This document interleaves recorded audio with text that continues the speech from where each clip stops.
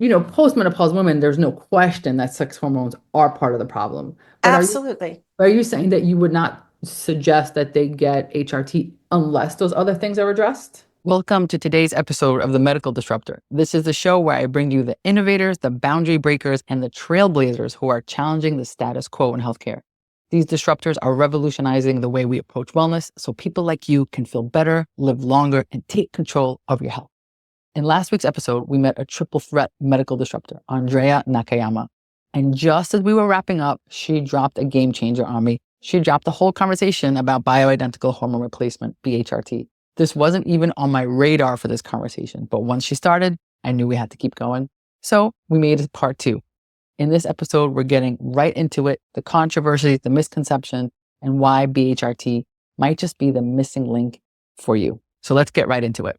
Yes, I do think those other things need to be addressed. And I don't want to bring HRT or wouldn't recommend for a client to bring HRT in if they're not sleeping. Sometimes it's tricky. There's a Sometimes it's catch because 22 there, but yeah. yeah, so there's some work to be done there, but certainly if they're not pooping. So I need to know Ah, that yes. hormones are going through their proper cycle of Right. being created, transported, utilized, and eliminated. And I don't want to bring more in if the elimination process isn't happening, because hormones that go back into recirculation can become dirty hormones. Sure. And I don't want dirty hormones circulating. So I want to get the body ready for HRT. I'm going to be 59 this year. I don't feel good on HRT. So I Interesting. know that my body needs estrogen. I'm not estrogen dominant. I'm estrogen deficient, but I have to find other ways to like microdose it. Funny conversations there if you ever want to have it. But like, I have to find what works for my body. So one recommendation I make to women is to go really, really slowly Really and low. one hormone at a time, Mhm. even if we're looking at the dual dosing of estrogen and progesterone, which should always or often be the case. I'm making sure they're going slow, often way more slowly than their doctor wants to prescribe, so they can feel Feel the into the difference. difference and start to develop that inner wisdom, as opposed to feeling like there's a fix outside of them that's now going to make everything better, because Yeah, that's lucky if that happens. yeah. You said a lot of really important things here, and a bit of a kind of double-edged sword here because first, the side note, yes, estrogen and progesterone together, even if Yeah, you don't have your period. Just yeah, just someone write that down. Because so many people are like, no, you don't need it. Yes, you do. Okay. It's interesting because I am so much an advocate for women to have the conversation about BHRT as much as possible because the old guard is not giving it to women and yes, really just telling them to just like go off in the sunset and suffer. And I've had plenty of women who've given up careers and made serious life changes, and ultimately all they needed was some estrogen. And I would say myself included, I am 53 years old and I'm on BHRT, and it was a game changer for my anxiety. But to your point, I'm doing everything else right. So I knew this was the thing because everything else was on yes, point, and then suddenly this wasn't the same. So for anyone listening, I'm still very much on that stance. But you're bringing yes, another perspective in, which I'm really loving, which is there are people who don't do well on it. We don't talk about it because I'm so about like get it, advocate yes, and like trying to break that old guard. And yet, I say to you, but we know that we need that estrogen to protect our brain, yes, Alzheimer's, and so like we have to kind of get there. But oh my goodness, what if I don't feel well? Because I saw that on one of my TikToks. People were like, I didn't do well on HRT. yes. And so microdosing is something I didn't consider. So anyone who tried and failed, consider Yeah. that from Andrea, like mitochondria. No, it's really, really good. No one's brought that to the podcast before, so I really want to surface that. Don't give up on it. No, Go lower no, dose, because we yes. do know that ultimately we need it. Correct. And my biggest risk factors, me personally, are my heart and my bones. And we need estrogen We for need our it. heart and Yeah. our bones. So, And Alzheimer's. and also, and our brains. Yeah. Yeah. So I think it's really a matter of just making sure when I say that mantra, through our conversation, it's making more and more Love this. sense, I Love hope. this. Everything is connected in the body. We are all unique. What Mm. works for one person doesn't work for all, and all things matter. Even though I'm low estrogen, I'm supporting my body in all these other ways that can help me not experience the symptoms commonly associated with lower levels of estrogen. Mm. So the body is a incredibly resilient entity. And one thing I really like to remind people, especially those who are suffering and fearful of what's going on in their body, is you are more functional than not. So when I look at someone's serum labs, I paint a picture for them with a lot of green of what's in a functional range. So we can just first celebrate, Ooh, so look nice. how well your body is working for We you. always go for the red. Always for the red. What a Always for shift. the red. Yeah, What a shift. We always go for the red. And it could be like three things and we ignore the 57 things that are like correct. perfectly in range. The Correct. liver is great. You know, it's funny, even when I report it, I don't report the positive. Yeah. I'm going to change that as of tomorrow. I mean, I'll tell you the way I look at labs, I really look at the functional versus the pathological. And I'm talking serum labs, not the Yeah. expensive out of pocket functional testing. So when I look at serum labs, which I need as a baseline, like we should never ignore those serum labs. There could be gross factors that need our attention before we go seeking other answers. But in serum labs, I will paint the picture of the pathological versus the functional. So those are different ranges for everybody listening. The trend versus a singular determinant. So I'm looking over a period of time, ideally a year, but Yep. even more if we have it. So what's the trend here? Is this an outlier? What was happening in life when this changed?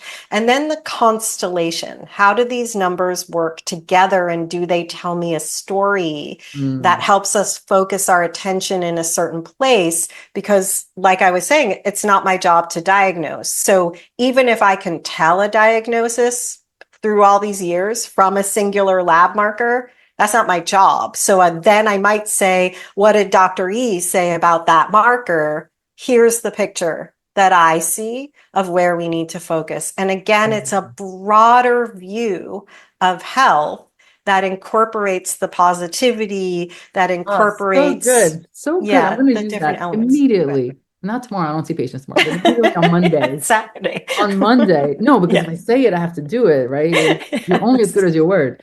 So as of Monday, when I see my patients in primary care, I'm going to celebrate them first because everyone's so nervous. And I never I even know. like, look at all the green. I'm going to do that. I'm going to Yes. turn the screen. I'm like, look at all the green. Oh, so good. I love that. So good. Sorry, I get excited. Yay. I love it. I'm so glad I got you excited. That makes me really Yeah, this happy. whole I've been excited this whole time. There's so many things you brought to us. So at some point, because you're saying I'm going back to this narrative thing, which I want you to explain in a moment, but something must have happened where you're like where you discovered that it's not happening. Yes.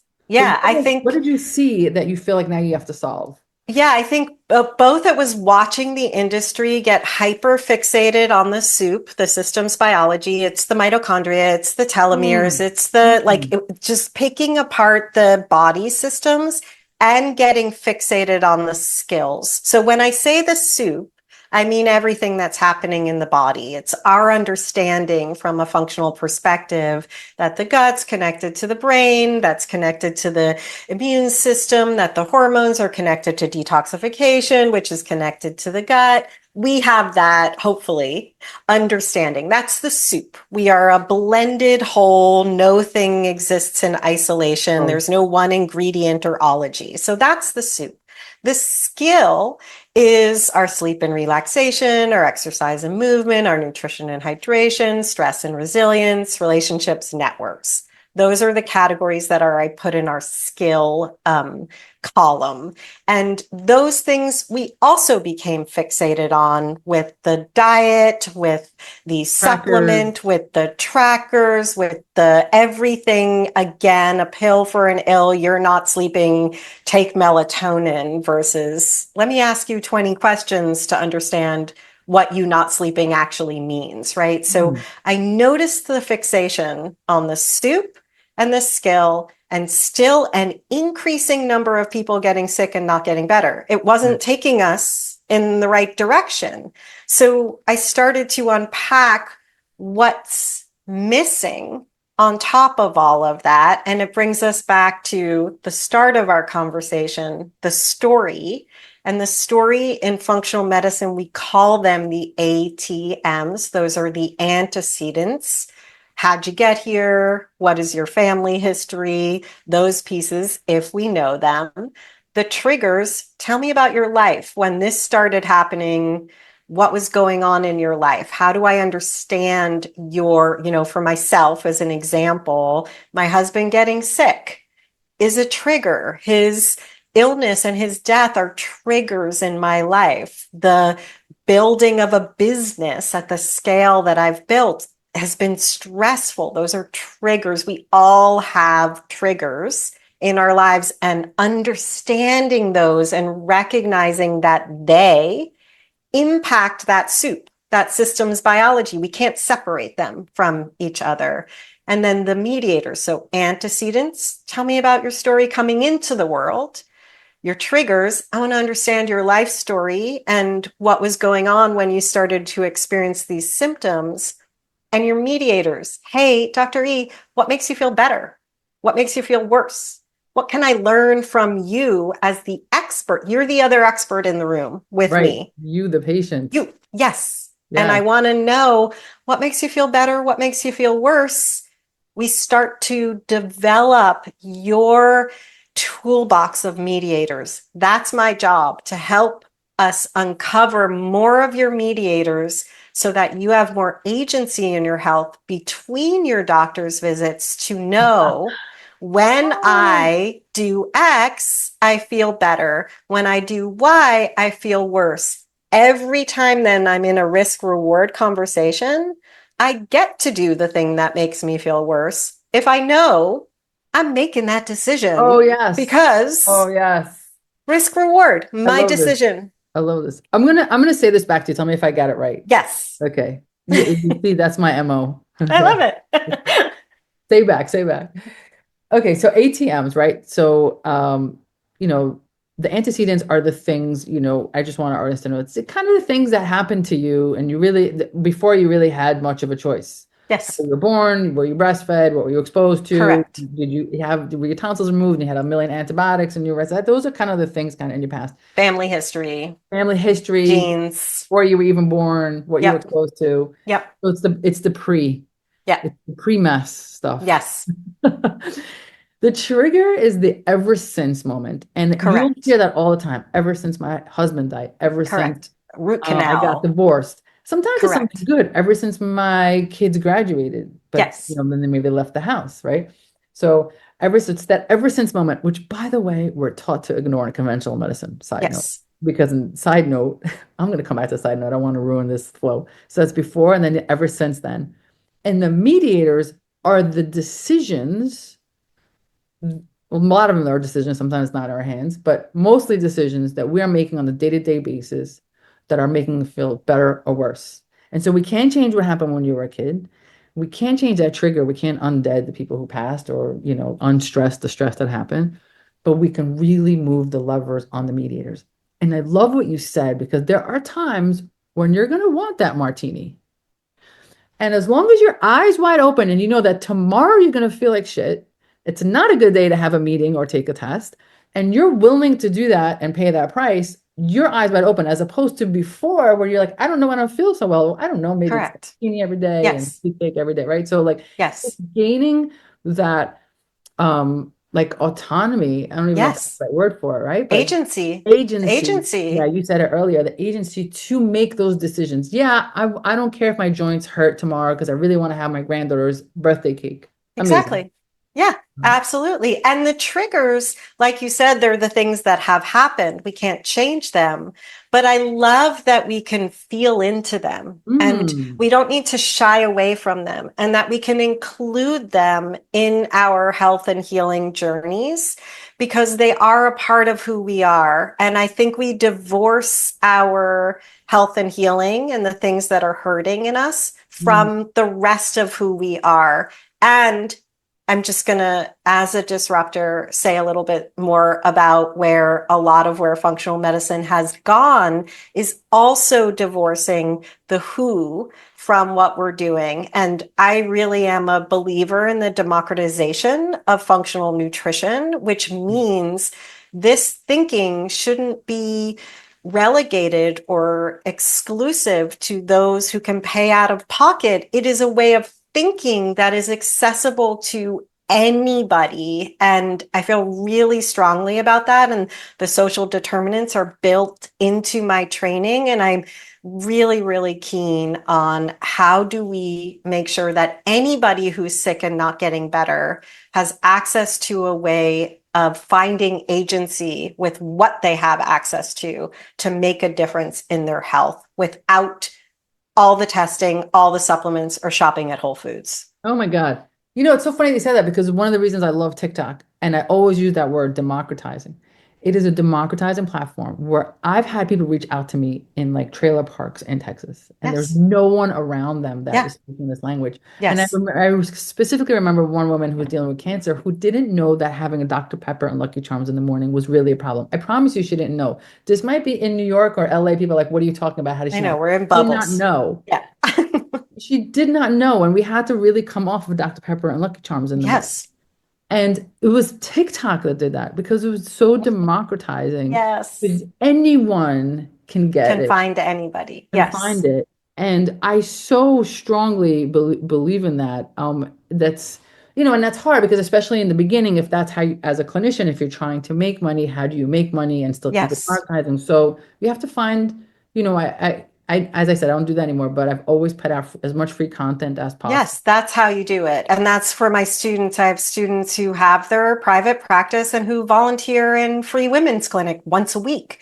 And that becomes a great referral opportunity for them Sure. too, because they're showing how good the work is they do. But we can be the yes and we can Yeah. Oh, I give like it. free opportunity and build practices and businesses that help us to thrive and offer more. So you're like a double medical disruptor because you disrupt Maybe conventional triple. medicine. Well, Yes. I didn't get to tell me where I missed the triple, but I see double. I see that you disrupted conventional with this functional medicine stuff, but now you're disrupting functional medicine and you're like, you guys have fell off the deep end and we need to bring it back. Yes. Where's the triple? Where did I Oh, miss? I think the narrative medicine That's becomes what I a figured. Yeah. triple. Yeah. So narrative medicine is really about listening to the story, Yes. finding the root. But that Yes. is like the most customized of medicine. Yes. So, what I'm trying to do through this democratization lens, and narrative medicine is a very pedagogical practice for clinicians to activate their deep listening, is beautiful practice. But I'm trying to bring that practice to the patient. So, Same how here. do we exercise our ability to have deep listening with ourselves? How do we activate the therapeutic partnership that we in our brain have with our bodies? It's that mediator conversation we were having, but it's also recognizing that there are moments of healing that have nothing to do with the things we're seeking. They may actually be in a story that we're prompted to write about or a experience that we feel. So I lead narrative medicine workshops quarterly for anybody who wants to attend. And I take people through an arc where we're having a conversation about something. I'm presenting different forms of art and giving them a prompt, and they're feeling through that journey. And I'm bringing people into an unexpected experience of pause and feeling and tapping into a part of themselves that they wouldn't have otherwise thought about, that then becomes sort of like a koan, something to ruminate on that carries them forward. So it might be our own experience of listening, what we hear, tuning in a different way. I'm going to give you a very practical example because I'm talking more theoretically. And, right now, like I said, the last two articles I've written, one is on the healing power of belonging. One is about what it means to be moved. Like what happens when we're moved in a commercial, a movie, a conversation with our partner. There's healing power in those things that we're leaving on the table as we Wow. seek and quest in this sympathetic dominant state. So it really is the act that I'm doing is bringing people into a more parasympathetic rest and digest opportunity to tune into their inner pharmacy, which comes from a lot of our sensations or experiences or joy or meaning that we have. So I'm just going to give you an example. I promised you. I was working in my case study group for the book that I'm working on with a woman who is in her 70s. And she said to me, I've always had problems sleeping. And I asked, can you tell me or write a story for me about the first time you remember it being a problem, sleeping? And because she's tried everything. She's a clinician herself and has tried all the things, all the supplements, all the different things. Everybody's thrown everything at her. And she sent me a photo of her childhood home and wrote me a story about where the window was in her childhood bedroom, and it didn't have a curtain on it and was not very far from the house that was adjacent, and nothing ever happened, but she didn't feel comfortable with that open Vigilant. window. So she would cry out in the night. Her parents would come comfort her, but she was never able to make that association until being asked about that time. She wrote this story, and then we were able to recognize that she has practiced a state of hypervigilance that never lets her get to that place of the cradle and the release to let go. And that's so exercised in her body now that she continues to have an issue sleeping in her 70s that she's had since she was 7. And so that gives us a different conversation to Right. It's not an happen. ambient deficiency. It's Exactly. also not a melatonin deficiency or progesterone Exactly. deficiency. Exactly. How do you treat that?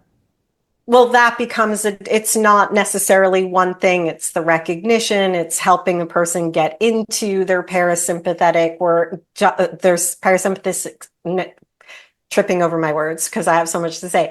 Parasympathetic nervous system, doing that nervous system relaxation, exercising that muscle, finding the places, and this is narrative medicine again that I'm going to say, where are the places where you feel like you can release, where you find that release? How do we anchor that release? So it's again just recognizing the narrative that there are stories we tell ourselves, but there are also stories that live within us that, when tapped in unusual ways and sometimes from unusual sources, like art and poetry or reading something or listening to music, help us access parts of our truth that we may not be bringing to the surface in order to exercise them a little bit more. I love that. I love that so much because back to how we started this conversation, which is the diagnosis is insomnia, Yes. right? But treating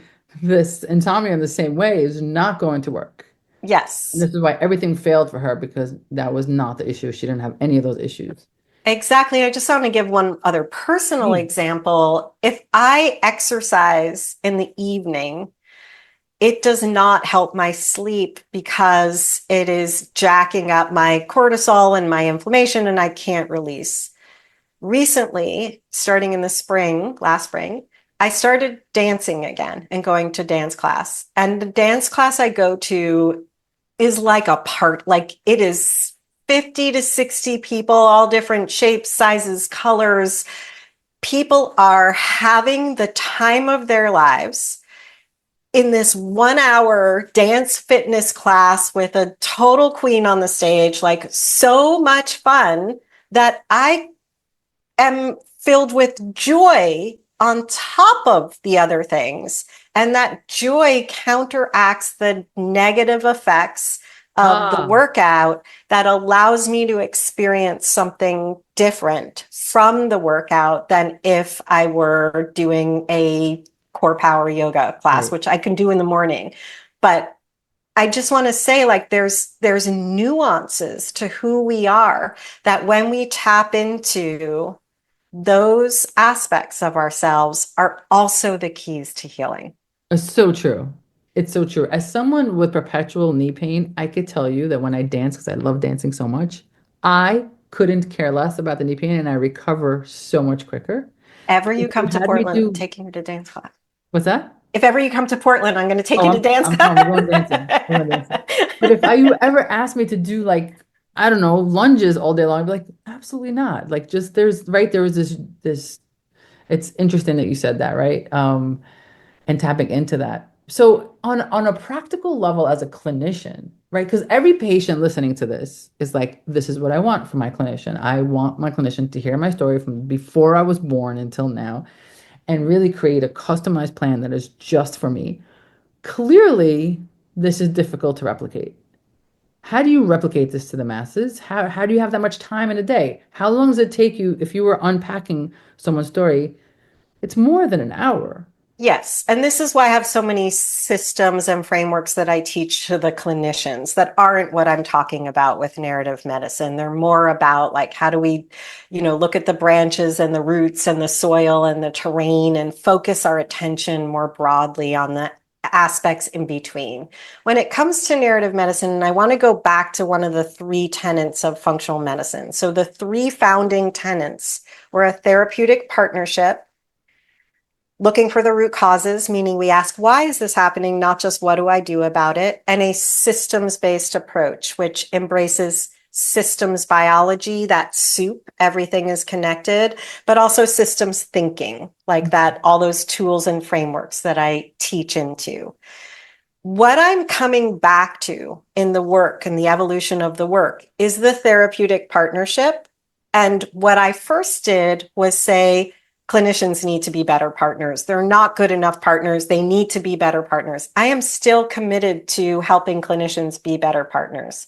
But where I'm turning the evolution of my work is to the patient being a better partner, because Hmm. the patient has an expertise that nobody else in the room will have. We have expertise, and we're putting that aside, thinking you, the clinician, are my God. You're not, you're my guide. And I have to show up knowing more about myself, not knowing what you know, not telling you what supplements I need and what tests I need you to run.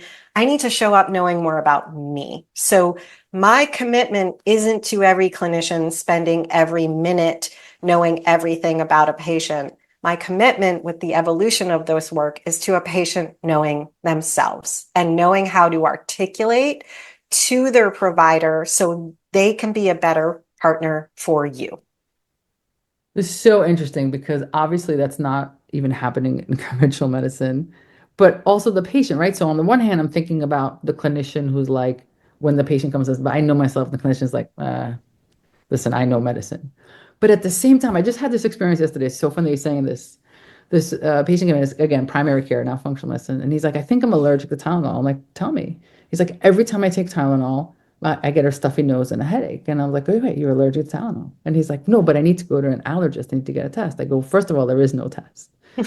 Second of all, why do you need a test? He's like, well, how do I know I'm allergic to Tylenol? I'm like, your body's telling you you're Exactly. allergic to Tylenol. And he Exactly. could not believe it. Like he thought I was gatekeeping. I was like, I will write you 16 referrals right now. Totally. But like it was so interesting that you're saying that like this expect like come knowing, come trusting that, like come and say Yes. to me. So if I tell you take some Tylenol, you'd be like, no, this is Yes. happens to me every time I take Tylenol. Like Exactly. shortcut that. That's so interesting. And I want to kind of ground this for people because it's so dismissed. What you're talking about is the qualitative evidence versus the quantitative Yes. evidence. And we have to recognize that in science, both are valid.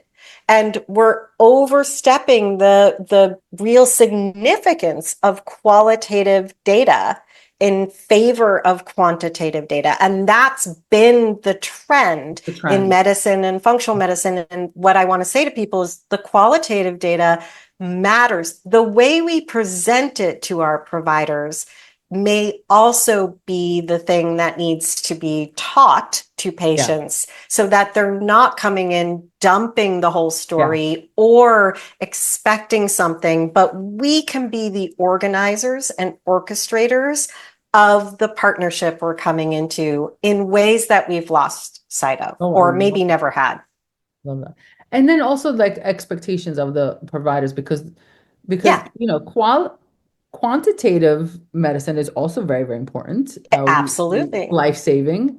Yes, Um, the problem for clinicians is that the hubris attached to it, the arrogance, like, oh, if it's yes, not quantitative, it's meaningless. And the consumer has completely bought into that. 1000%. My story doesn't matter unless I could prove it. And that's why this whole like, I need a diagnosis, I need a diagnosis. And that's why people are happy with PCOS, fibromyalgia, Yes, IBS. And I'm like, yes, what? Those diagnoses did nothing for you exactly. whatsoever. Exactly. But the relief that they feel is like this feeling, because For a minute, for a for a minute, minute until yeah, they still have so symptoms they still have after the symptoms. diagnosis. Yeah, first But it's the that goes, quest. it goes back Yeah, to what you're saying, where like, it's not, all of us don't believe them enough until they get the seal of approval for some quantitative. And it's interesting because all those three that I mentioned, IBS, fibromyalgia, and I don't know what else I mentioned, they're actually the lack of quantitative PCOS. data. Yes, exactly. So we're there. Exactly. I mean, if you think about it, most autoimmune conditions don't have a stamp of approval. They're a set of symptoms and a constellation of things Yeah. that make us put then a diagnosis on those things. But most autoimmune conditions have no one singular thing. No one singular test, no one single, that's Yeah. so fascinating. Oh my goodness. Okay, so where does we have two sets of Yes. people listening. We're Yes. going to have clinicians. Where do they go Yes. to? And where does the layperson go to? What should they do next? Yes, I'm going to send everybody to AndreaNakayama.com. It will lead you back to the Functional Nutrition Alliance if that's what you're looking for, if you're a clinician. So just AndreaNakayama.com on all the platforms on the web is where you can find me. And I just want to say my passion is really turning towards this evolution of the work, but particularly for women in our fourth act, and that is our 50s and beyond, and how we look at and flip health on its head because we become the forgotten generation. And I think we have a lot more that we can be doing. And so that's really where my passion lies right now. I love that. I love they said that. I know we're about to close, but I have to say that fourth act. It's the fourth Fourth act. act, that's what Or I'm how's it calling the it. fourth? But then I want to say what I was going to say. It's the fourth. It's the fourth act because we're young. We then start families if we do, or we're of that generation. We then go into empty nest stage, which I think is Hmm. a third act. And then there's a next point where you're no longer still holding that space if you're a parent in that same way for your child. You're still a parent, but Sure. they are on their own. You're of an age where you're not really desirable for hire, like, but we've all been workers. We've all worked at this age for our entire lives. It's part of our identity. And so we're hitting a new generation of women, I believe, who are, uh, have meaning and purpose in our lives as parents, if we were, but also as in our careers. And we're hitting a stage where we're no longer desirable in a lot of ways. And I don't think that has to be true. I think that we create meaning and purpose and longevity through these conversations together. I couldn't agree more. And it's interesting you say that. I've been saying a variation of this, just not as eloquent as you are, because I'm not an ex-publisher. Um, but this generation, of course, there's exceptions in both directions, is I think the first generation of women where we're not supposed to just put on the house dress and bake cookies. Exactly. We are now at the height of our careers, many of us. Yes. Or for those who are just coming to the career because you said like they spent their time raising their kids, and now they want to do more. And this notion of longevity for women is a whole, like, it is not just about living longer. It's like so much more to do, I which, got it. brings Let's me take back to it. like why I love hormones so much. Because like, no, Yes. I can't, it's not, I can't be frail. I'm still traveling. I'm still doing. I'm still producing. So I agree with you. This is our time. This is, Yes. in a few generations, this will be like, yeah, of course, Of 50, 60, course. 70, 80. Like, what were these ladies talking about? But we're the first Exactly. generation We are.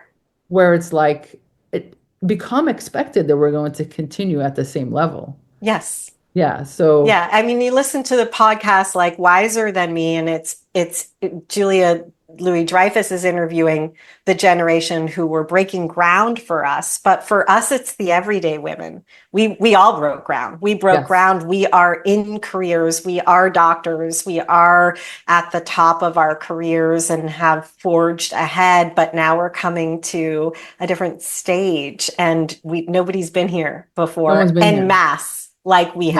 have, like Yes. we are. So Exactly. yes, that is my passion, and we can talk about longevity in women another time Another because I time. know. Okay. And that sounds like this already is a two-part podcast, but this sounds like another two-part one. Um, on Andrea, like mitochondria. I have to pause every time because I don't want to say it wrong. So, Andrea, like mitochondria. I have to say this was such an amazing hour-ish with you. Learned so much from you and really brought a new dimension to what we do. I'm so grateful for this time you gave us. Oh, I'm so grateful for the conversation. I mean, getting to dive in and really play with somebody who understands and whose work is so brilliant is such a treat for me. So thank you for having me. Thank you. It was really, really a pleasure. Of course, we're going to put all your links everywhere. And hopefully more clinicians come to you. We need more clinicians We under your do. tutelage. We We truly, truly do. totally do. Yeah, so thank you for doing what you do. Thank you. Thanks for tuning in to the Medical Disruptor. As always, we will have our guest's link available to you somewhere. But two things I need you to know. One, if you're a nurse practitioner looking for more and to take your clinical confidence to the next level, make sure to find our courses on egprep.com. And if you are just a human who wants to know more about functional medicine, we have free content. You could just go to drefratlamandre.com/free course. It's completely free. You send us your email, we send you the courses. That's it. See you guys next week.